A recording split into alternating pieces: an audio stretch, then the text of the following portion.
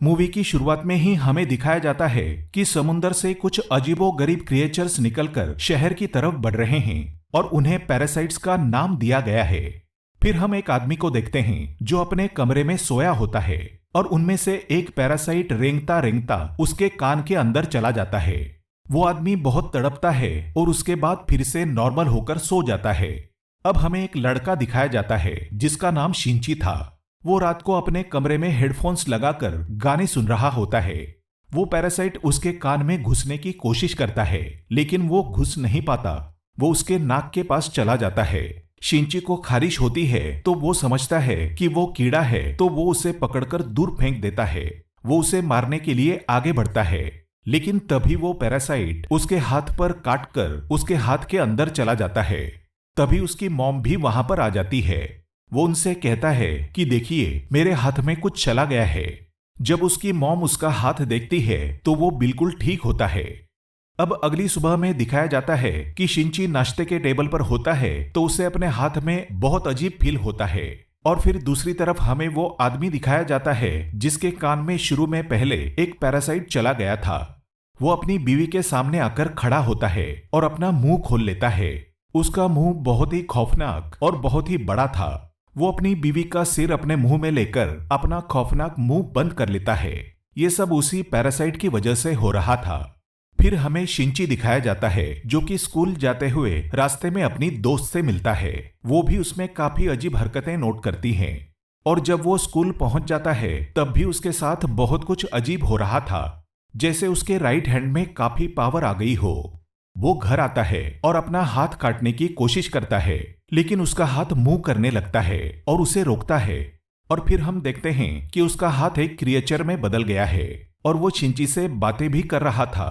फिर हम देखते हैं कि वो शिंची की बुक्स भी पढ़ा करता था और उसका लैपटॉप भी यूज किया करता था क्योंकि वो इंसानों के रहने के तरीके जानना चाहता था। जब उसने शिंची की बॉडी में घुसने की कोशिश की थी तो शिंची ने इसे आगे आने से रोक लिया था, इसलिए अब ये सिर्फ राइट हैंड में ही था और उसी हाथ को कंट्रोल कर रहा था।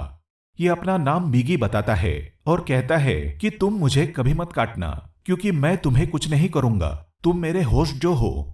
अब हम देखते हैं कि शिंची और मिगी में दोस्ती होने लगी थी लेकिन बाकी सब लोग जिनको पैरासाइट्स ने इन्फेक्ट किया था वो पूरे शहर में बहुत तबाही मचा रहे थे, इंसानों को मारकर खा रहे थे। दूसरी तरफ मिगी शिंची को खींचकर एक रेस्टोरेंट की तरफ ले जाता है।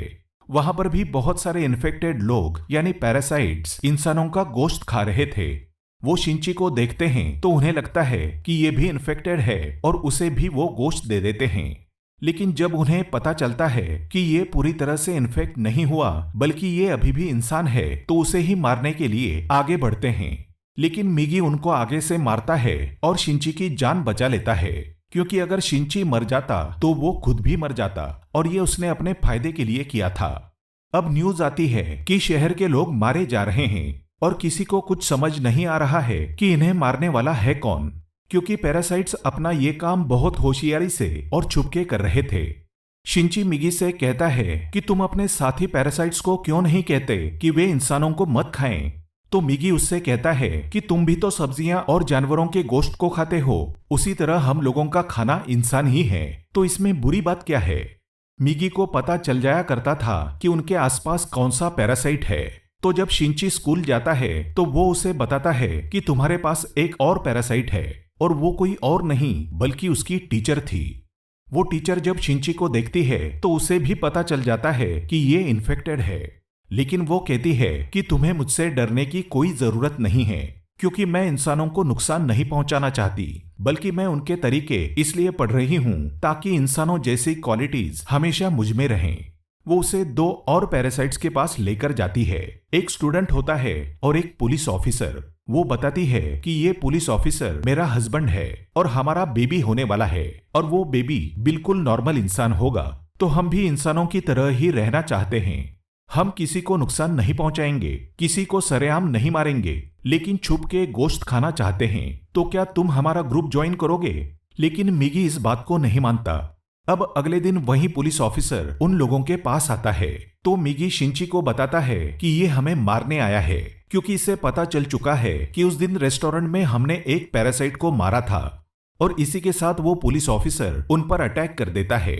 मिगी और शिंची भी बहुत लड़ते हैं और उसको फाइनली मार देते हैं।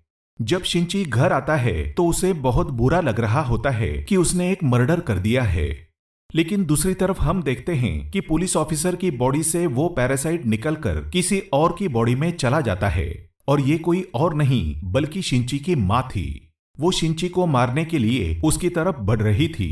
मिगी शिंची को बताता है कि वो तुम्हें मारना चाहती है, तो शिंची उसे कहता है कि खबरदार तुमने मेरी माँ को कुछ कहा तो, क्योंकि वो अपनी माँ से बहुत मोहब्बत करता था और वो नहीं चाहता था कि उसकी माँ मरे।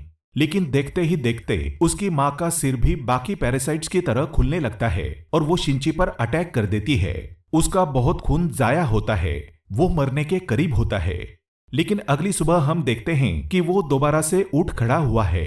तो मिगी उसे बताता है कि तुम बहुत जख्मी हो गए थे, लेकिन मैंने अपने सेल्स से तुम्हारे जख्मों को ठीक कर दिया है।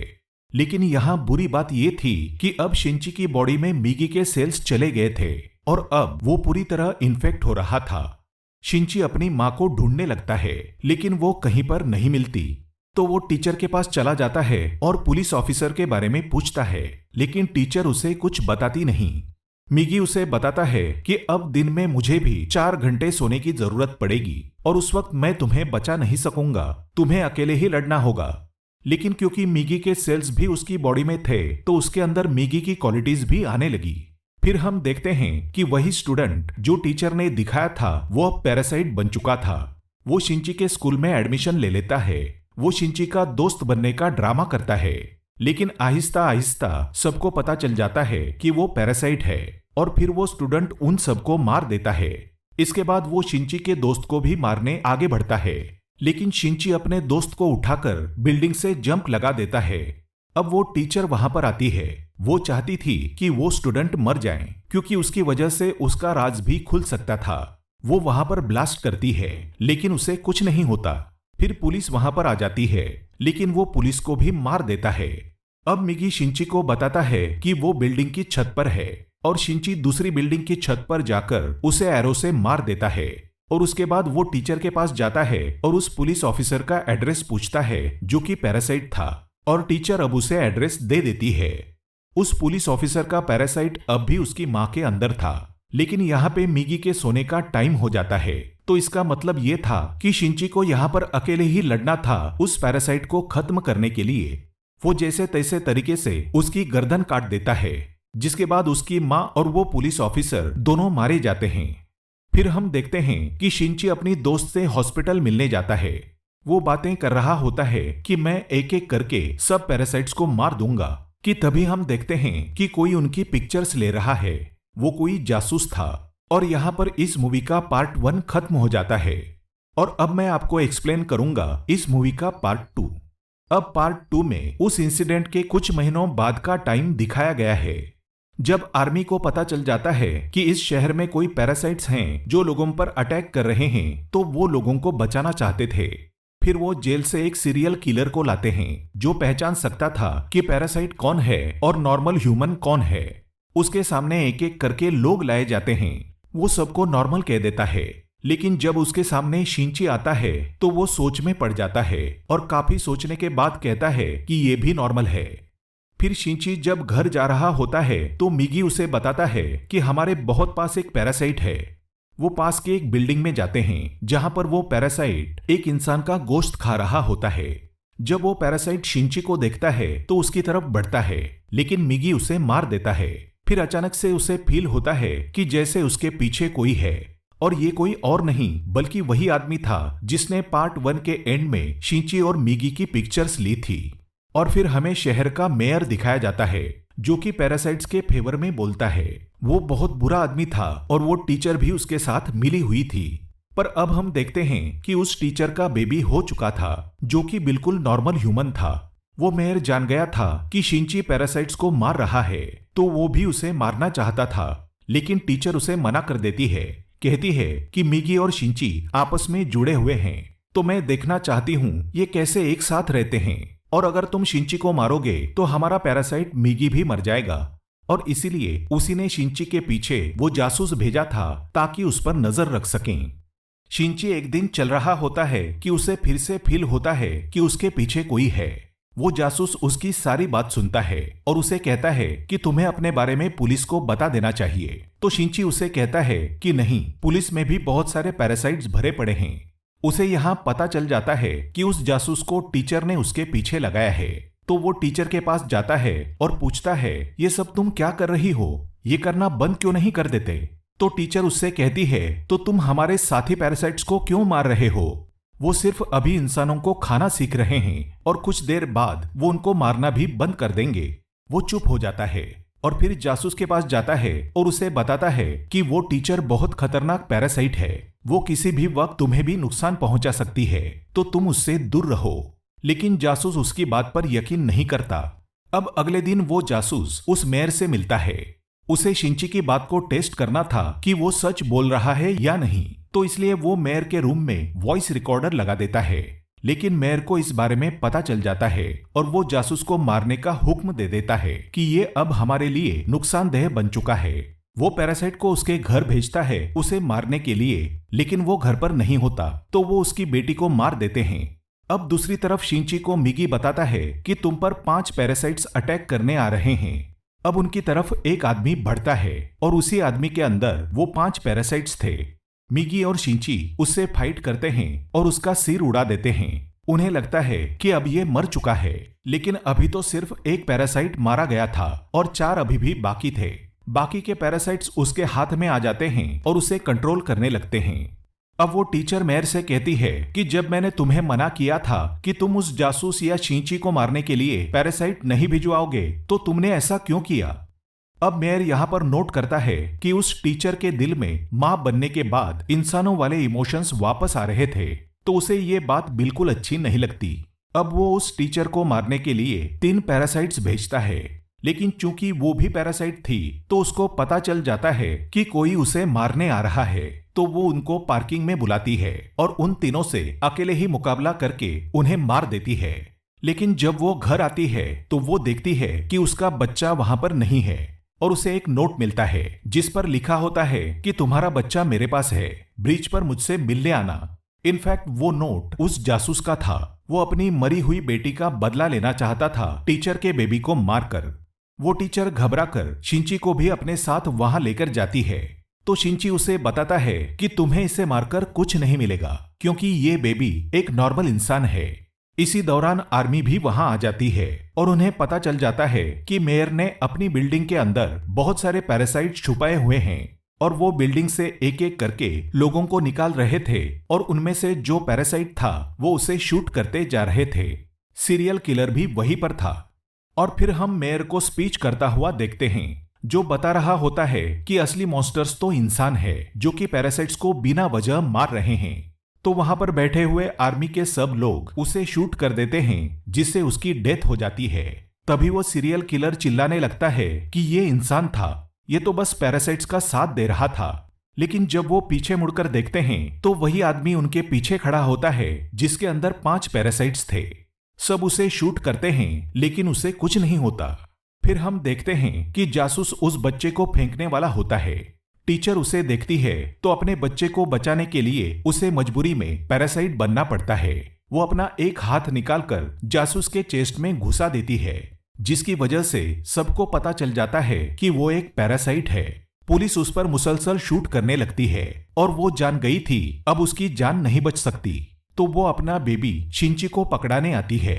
जैसे ही वो बेबी शिंची को पकड़ाती है, बहुत ज्यादा गोलियां लगने की वजह से उसकी फौरन डेथ हो जाती है।